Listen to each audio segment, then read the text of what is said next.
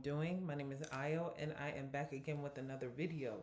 So today we are going to be going over community organizing and program development. So like I say in all my other videos, if I talk too fast, this is just a gentle reminder to reduce the speed. Okay, YouTube has that option. And let's just get right into it. Before we start, I want to put out that reminder. I know this exam for a lot of people has been the thing that stopped them from getting that job or making more money, helping their family. And, something I want everyone to remember is that number one, this test doesn't define you and it doesn't tell you how good of a social worker you are. And number two, you just need to pass the exam, right? You don't need to get 100. You have some leeway when it comes to getting things wrong. So just remember that. Don't allow testing anxiety or things like that to mess you up. If let's say you go in and you sit for the exam and you see a question like, oh my goodness, I have no clue, now I'm going to fail the test. No. You want to go into the test feeling confident, feeling like you know your stuff, and just going in to pass the exam, going in to answer the question the way that the test makers wants us to answer the question. Okay, so just putting that out there. My goal for this channel is just to continue to create content on different topics that I see people have difficulty with, or people have emailed me or asked me like, hey, I'm not really understanding this, can you make a video on it? So I try my best to respond to people when people email me or leave a comment, and stuff like that. And I hope the way that I'm breaking it down is easy, because my whole goal when it comes to the content is breaking it down in ways that's going to help you answer the question. When it comes to community organizing, program development, program evaluation, the test asks you questions on like, what's the next thing you do? What's the first thing you do? What's the best thing you can do in this situation? So I want to break down each of these topics so that way you feel comfortable and confident answering the question. So let's just get into it. Community organizing. So when you are a community organizer, something you want to remember is that you are just a resource. You are not going in there leading anything. Okay, you are there to empower the community, to see what the community needs and provide them with programs and assistance so that way they can do the work themselves. Okay, so when you go into the questions and it says you're a community organizer and the community needs X, Y, and D, what do? Look for answers that talk about empowerment. Look for answers that talk about advocacy. Look for answers that talks about the community going in and doing the work themselves. 9 times out of 10, that is the answer. Okay, the role of the community organizer, you are just organizing. You are not leading. Okay, so remember that. So the stages. So when you're doing community organizing, the first thing you're doing is engagement. Okay, the social worker is new to the community. Having informal meetings with leaders, attending local events, listening to concerns. Your goal is you're trying to build rapport, build credibility, have that mutual respect, and you're just observing. Okay, you want to establish trust with the community, build relationships. That is your goal. So if you have a question and it talks about your community organizer and you're going into the community, you're not doing an intervention. Don't get caught up. Don't get tricked, right? Don't say you just went to the community. You're not providing psychoeducational groups. Okay, you're not doing that. You just got into the community. Slow it down. Build rapport. Okay, that's what you're doing in the first stage. Next, after you build rapport, you meet with people, you talk to people, assessing, right? You're understanding the community strengths, needs, priorities through surveys, interviews, focus groups. Listen and avoid assumptions. Don't go in there thinking that you know best. Data should come from the community. You want to facilitate things in groups to kind of get an understanding of what the community needs. The community voices are the main priority and the main concern. After assessment, you are capacity building. So you're promoting leadership from within. You're not the leader. Remember that. People in the community are the leader. Okay? You are promoting leadership within the community through training, mentoring, education. You are empowering. Okay? That is key. You are avoiding solving the community's problem. You are helping members gain skills and confidence to lead and change, right? So when you see capacity building, helping members gain skills and confidence to lead change.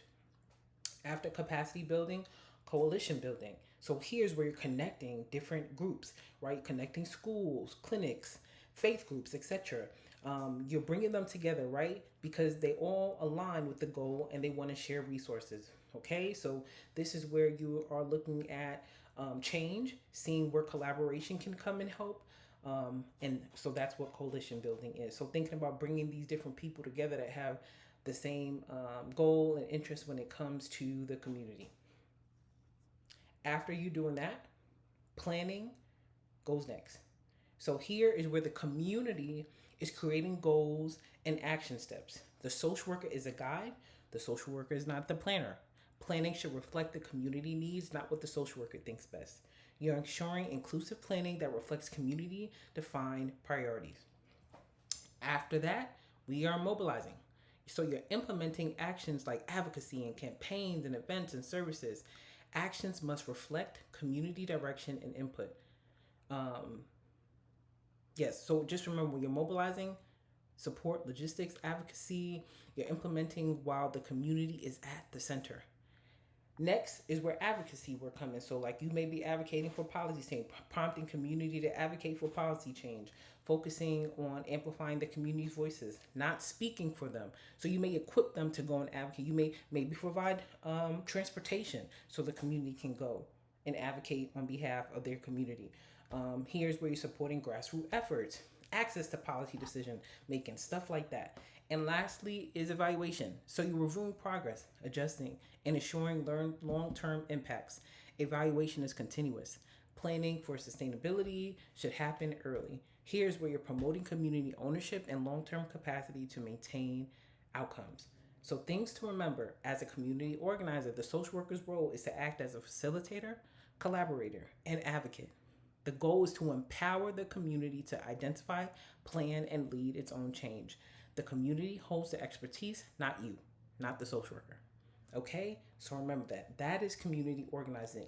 And if you understand these stages and understand what's done at each stage, you can definitely answer those questions. They're going to ask you questions. You're a community organizer. You're doing X, Y, and Z. What do you do first? What do you do next? What's the best thing?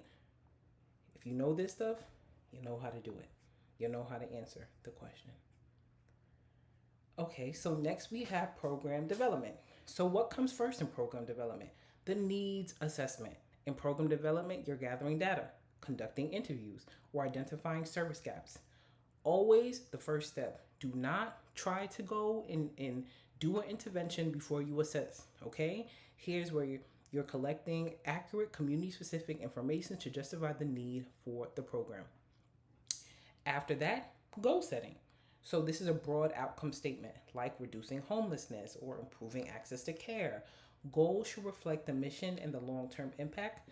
Define big picture aim that guides the program direction. After you goal set, now you come in with the objectives. So with the objectives, they're specific, they're measurable, step toward achieving the goal. We're using SMART goals, right? We should all know what SMART goals are. We're creating concrete benchmarks to track program progress. After that, now we plan. So what are we doing? Needs assessment, goal, objectives, then planning and interventions. So here's where we're choosing service formats or delivery. This must be something that's culturally relevant and evidence-based, and we're selecting appropriate service based on identified needs. Okay? After planning, this is where we implement. So we're going to first find staff, roll out the program, get client engagement, follow the plan closely, monitor early for issues, ensure proper execution with the program. After we implement, now we're monitoring. We're collecting ongoing data for review. We're monitoring. Monitoring allows mid-course correction and quality assurance. So we're monitoring. We might give out surveys. We might give out formative surveys, things like that. We're tracking progress, indicators, and adapting as needed. Evaluation. So evaluation is where measuring effectiveness and impact. So evaluation should assess whether the goals and objectives were met, determine success, identify areas for improvement, and inform future programming. And sustainability. So here's where funding and policy integration and ongoing support, where you check those things. Sustainability planning should start early on in development, like I mentioned earlier. And here's where you're trying to ensure that this is something that can happen long term. You know, you're planning, your strategic planning, thinking about partnerships, stuff like that. So for program development, the social worker's role is to act as a planner, implementer, and evaluator, using evidence, strategy, and collaboration to create sustainable programs that address real community needs and are outcome driven. So that's program development and community organizing. Now we're going to get into my practice problems. So, first question: a social worker is new to the neighborhood where residents have reported rising eviction rates and lack of affordable housing. What should the social worker do first? So, you are new to the neighborhood, okay? Remember that. You're new to the neighborhood. What are you doing first? Are you organizing community protests to raise awareness of housing injustice? Are you developing a resource manual of local housing agencies? Are you identifying informal leaders and begin building relationships in the community? Or are you writing a grant proposal to secure housing assistance fund? So you knew the first thing you want to do is you want to build relationships and build rapport. So you will do that by what? Identifying informal leaders and begin building relationships in the community. So let me highlight that. In community organizing, the first step is to build relationships and trust. You must understand the community before initiating action. Remember that. So that is why the answer is C. Next, a social worker has completing a thorough needs assessment for a new mental health program in a school district. What does a social worker do next? So the needs assessment was done. What comes after the needs assessment? Are we developing a program goals? Are we developing program goals and objectives? Are we implementing services immediately? Are we beginning to evaluate program effectiveness? Are we creating outreach materials for parents? So if we just did a needs assessment, how would we implement something that hasn't been developed? We don't have goals or objectives yet. How can we begin evaluating a program when we don't have goals or objectives yet? How can we create outreach or materials if we don't have goals and objectives yet? So the next step after needs assessment is goals, then objectives. So A would definitely be the correct answer. If we just did a needs assessment, we don't have a program. We don't know what we're defining. We don't know what we're trying to measure. So that is why A would be the correct answer. Next. So a social worker is working with a grassroots coalition to improve public transportation access in rural areas. What is the best way to empower the community? So this question is asking you what's the best way to empower. So would we empower the community by taking lead and presenting the plan in the local government? Would we empower the community by training community members to present the plan themselves? Would we empower the community by writing a policy brief without community involvement? Would we empower the community by coordinating a petition and distribute it personally? So I would hope we would all pick B, because that's the only answer that talks about empowerment. If we train the community members and they present the plan themselves, we empower them, right? We didn't have to go and do it ourselves. We gave them the tools that they needed to go and do it themselves, and that's what empowering is. So B is definitely the correct answer. The other ones, they're depending on us to do the work. They don't need us.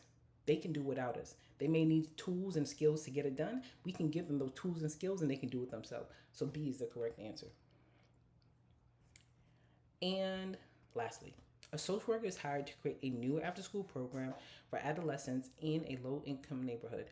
What should the social worker do first? Should the social worker hire staff and plan activities? Should the social worker assess the interests and needs of the local youth? Should the social worker develop a promotional campaign for the program? Or should the social worker create a program goal based on the evidence-based practices? So here the social worker was hired to create a new program, so nothing was done yet. So if nothing was done yet, the first thing we're going to have to do is a needs assessment. We're going to have to assess the interests and needs of the local community. Before we can design or implement any program, the first step is to assess the needs of the target population.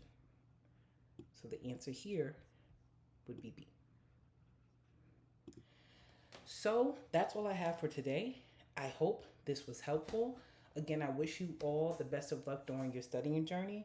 I plan to upload more frequently. Also, I post practice problems every day and I hope they've been helpful. Again, I want to put this reminder. You got this? Remember, you don't need 100 to pass.